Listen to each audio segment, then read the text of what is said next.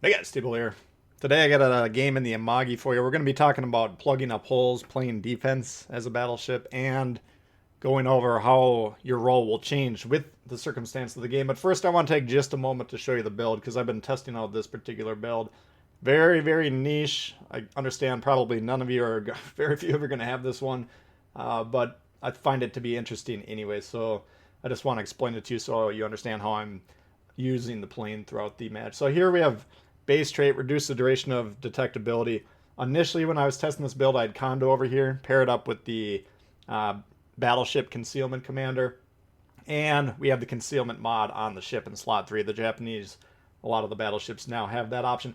So initially I was trying to do that, but since this is mainly focused on the guns, we put Scharnhorst on there to get more accuracy. Japanese battleships, sometimes wonky accuracy. Battleships average AA damage not relevant to the build. Catapult fighter time reload is 25% reduction there. Why is that? Because here's the unique part of the build. Arthas the Cold, one of the Warhammer commanders that came out, I don't know, a year and a half ago, whenever it was. Increase the damage your ship causes while a catapult fighter is up, but reduce the consumables duration. So you basically get one shot per catapult fighter launch, and then using this perk over here, we're reloading that rapidly. So we have 4 charges in this build. Basically, if you hit anything on that salvo while the fighter's up, it's dangerous. So we're going to jump into the game now. Alright, so jumping in this game here, we got Domination mode, fault line. We're southeast, so we're covering sea here. Battleship cruiser over here. 2 destroyers per side. That's, of course, what we're looking at. We're looking for radar cruisers, Belfast, if we see him out there. Also a prime target. But how this game we're going to focus not so much on the build. I'll try and point out the moments that it's impacted. But we wanted to talk about how our role changes during the game, and we're responding to the game situation. So to start off with, we spawn in. We're by sea, of course. We're going to want to play the cap that we spawned in on, if at all possible. Amagi, relatively quick battleship. So I'm thinking maybe Massachusetts wants to, if he wants to deploy where he is there, kind of drop anchor, attack ships moving laterally from west to east to the north there, trying to get in the sea. Maybe he'll get some broadside shots. So Zuya coming over here as well. That's nice. Now we got some support in case one of those destroyers comes over here, because we got a 2/3 shot. There might be a clear cap over here with no destroyers, or most likely there will be a destroyer. So the fact that the Suzuya is deploying over here as well, helpful. Looks like all the ships are going to go in there though, so Massachusetts coming in with us. That's fine. And we're going to go ahead and take a shot on the Alabama. So early on, the role is to move into position, see if we can capture the base. If there's a destroyer over there, which there's going to be, then the role will shift to countering the destroyer. If there's no destroyer over there, then our role is going to be to capture the cap and then reposition to affect the rest of the match. So once we recognize there's a destroyer here, and this is, by the way, very dangerous. We got a bunch of ships clumped up in like a refueling formation. This guy, I don't know if there's guys jumping from ship to ship or what's going on here, but he seems interested in being very close to us. That's fine, but we do need to spread out. I'm actually going to launch one of the planes here, and this negates the main part of this build, but we're going to launch that to help spot the torps, and there we see the torps pop up. I think it's the plane that spotted them. You do get better view distance on torpedoes when you launch the planes, so that's why we launched that first one. Wanted to make sure he wasn't getting like a double, triple dev strike right off the bat there. But now our role, okay, we want to, as a battleship, we want to stop here roughly and make sure that the support ships from red cannot project their power into here. So we know there's a destroyer in there. We also got the Massachusetts charging right at it, and Suzuya's in a position to attack him as well. So knowing that, our role, make sure, number 1, we don't get torped, a good starting place, and number 2, keep those other red ships, the battleships, the North Carolina, whatever's behind them, off the cap. That immediately changes once the destroyer pops up. Now, instead of angling towards those battleships primarily, we immediately swing the back guns into position, trying to get as much damage done on the destroyer as possible. Destroyers are visible for small amounts of the time of the game unless they're extremely reckless. And when they're visible, that's when you need to shoot them. If you're not taking those shots, of course, you can't be a good player at this game because you got to kill the destroyers when they're visible. That's kind of the main point of this game. So if you don't grasp that yet, hopefully you internalize that now as you hear me say it. But okay, we've chased the destroyer off, didn't quite sink him yet. But now we're actually on the cap. The Massachusetts is capping. We're on here. If we can sink the destroyer, great. If we can scare him off, good. We want to also get this cap if possible.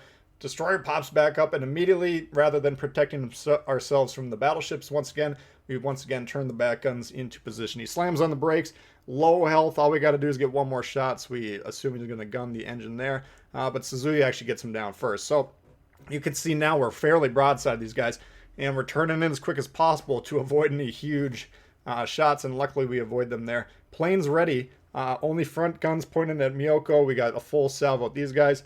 Miyoko broadside though. So we're actually going to pop the plane here, yes, and we're just going to resolve ourselves to the fact that we're only getting a 40% chance damage output there, but look at the shot. Okay, that's a combination of a nice citadel shot anyways with hard hitting guns and the fact that we got that enhanced damage with the plane launch there. So wanted to punish that broadside cruiser. Of course, Battleship's main ability to counter ships is against other cruisers, but we paid for it dearly there. So those guys, we're only at about a 45-degree angle there. They can damage us.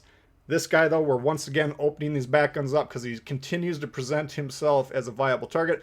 But we wise up. We only launch the front two. Then we get the back three guns on this guy.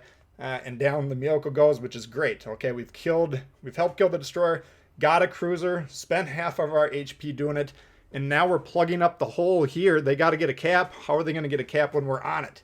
Okay, so now we're going to try and tighten up our angle, make sure these guys can't do much damage. Got B for free.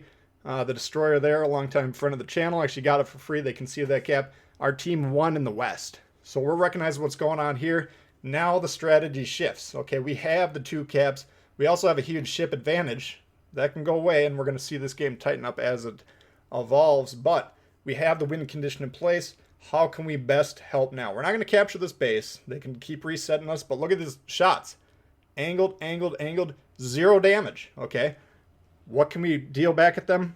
40% damage output. You can see the back three guns blocked. That's fine. We're aiming for the turrets, aiming for the superstructure, doing the best we can do there. We actually launched a plane, seeing if we can get some extra damage. But mainly what we're trying to do now, slow them down, absorb these shots. We don't want them shooting Suzuya. We want them shooting us. Okay, if we can, especially if you keep that angle tight. Here we're seeing, though, they're not paying attention to us. So we actually swing the back guns in a little bit risky there, kind of negating, what we should actually be doing. Would have been best just to keep that angle tight, and then just keep resigning ourselves to the fact that we're just going to be shooting the front two guns. That's the high level play. We're taking more risks. We're taking, maybe they'll pay off if we can get the damage and then tighten up the angle again before they shoot us back. Then that's a risk that pays off. But if we take a wicked shot here, which we got some shots coming in, 45-degree angle, oof, and we get hit there. So rather than doing the 0 damage when we're tightly angled, we're taking more damage, and we're just putting out just a little bit. So these trades, they could be even. We might get a slight advantage. They might get a slight advantage. But we should be more focused on the angling just to play it as tight as possible. And you can see we tighten that back up. Once the Suzuya pops up, though, he's the cruiser behind there. Now the role changes once again, because once again we're the battleship. We're designed to kill cruisers.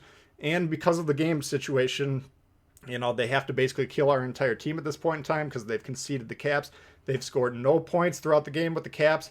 So we're saying to ourselves, okay, let's launch that plane one more time. Go for the knockout. Try and kill the Suzuya.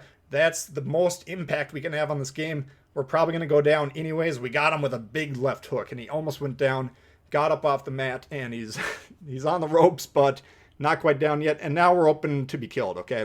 We're on the damage con cycle. We got a fire lit, and we're still not steeply angled enough there. But we tightened it up right at the end there. So we actually absorbed those last hits. One more salvo off the Suzuya. And now I'm thinking to myself, okay, we got the heal. What do we do? And then right around this time, we're starting to think about RAM. Maybe not quite yet, but it does cross the mind, and we're saying to ourselves, do we have enough HP to actually get on this ship? So we're closing in here. I'm thinking if I can hit this guy with a ram, cool. Suzuya pops back up again. He's like, well, there's no way he's going to shoot me a third time. And we go ahead and go with our dying breath. Front two guns away again. Trying to protect ourselves as best possible. We got the Suzuya. Turning in. We're going to miss the Alabama, unfortunately. And we don't have enough HP to survive for much longer at all. So, it's not a huge damage game. I think we get the best score on the scoreboard. We'll see that in a moment here. But Basically, why I chose this game. Number one, I've been playing the build a lot. We've had, higher damage games, higher score games using this build. But I wanted to show this game because I liked the illustration it shows. We didn't even really move our position much, okay? You might be saying to yourself, you didn't change anything. You just sat on C the entire game. But how we're approaching it, there's minute changes that we make based on reading the map, reading the game situation. What are we doing? First and foremost, deploy over here, see if we can gain an advantage by getting over here quickly. They sent the destroyer over here, so immediately we recognize we can't capture this base, but what we can do is hopefully find ourselves in a position to counter the destroyer. And our team actually traded a Massachusetts. He went broadside, charged the destroyer, but he got him spotted again. Whether or not you say trade a battleship for destroyer right off the bat, good play or not, I think it's a fair play, especially in domination mode, where the destroyers are the most important pieces. Yes, the battleship has a huge chunk of the team HP, and you can see the game's actually tightening up at this point in time, but you'd still want to get that destroyer off. So I think the Massachusetts made the right play there. But even us, we were kind of opening that back angle, making sure we get those full salvos off, doing as much damage, scaring them off or sinking them. Happened to sink them, great. Okay, so mission accomplished. We deployed, check. We countered the destroyer, /killed them, check. Okay, now what do? We evaluate the game once again. Do we have to be aggressive? Do we have to be slowing things down? Okay, we got B, we got A. We got the ship advantage. All signs point to slow things down. Their entire fleet at that point in time is concentrated on the east.